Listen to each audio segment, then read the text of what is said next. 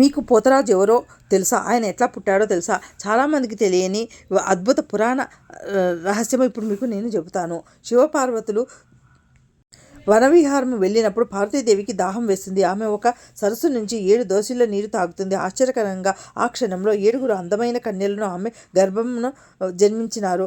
ఆశ్చర్యపోయి పార్వతీదేవి శివుణ్ణి అడిగింది, స్వామి ఎవరు వీరు? వీరిని మనతో తీసుకువెళ్దామా? అప్పుడు శివుడు చిరునవ్వుతో అన్నాడు, వీరు స్వతంత్రులు, వీరిని ఇక్కడే వదిలి వెళ్తాము. మరి వారికి తోడు ఎవరు అన్న ప్రశ్నకు శివుడు తన గణం నుండి శక్తివంతమైన వ్యక్తిని సృష్టించినాడు. పోతరాజు అని పేరు పెట్టినాడు. అప్పుడు పోతరాజు ఆ 7 కన్యలకు అండగా నిలిచినాడు. ఆ 7 శరవాణి, శివాని, కొండవాణి, ముదురాలు, చిక్కులమ్మ, కామవల్లి, శిరవాణి. ఈ పేర్లు మనము ఎల్లమ్మ, పోచమ్మ, బంగారమ్మ, పెద్దమ్మ అంటూ ఎన్నో రూపాలలో కొలుస్తున్నాము. కాలక్రమేణా మొత్తం 101 గ్రామదేవతలకు ఏకైక తమ్ముడిగా ఈ పోతరాజు ఉన్నాడు.